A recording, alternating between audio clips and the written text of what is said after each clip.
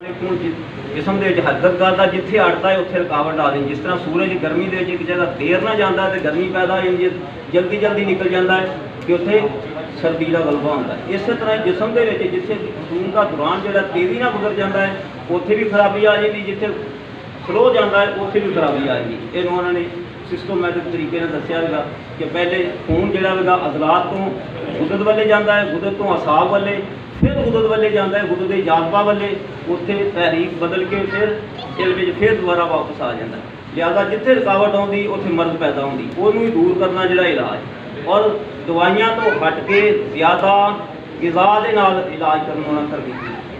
Giza के नाल ही खून बनता है, जिसम की नशो नमा होती है, ताकत आती है, अकलो फहम आता है। अगर हालात की अपनी कमाई की गिज़ा खाधी हुई है कि वो खून भी सालिया, सोच भी सालिया बनती है। अस्सलाम वालेकुम।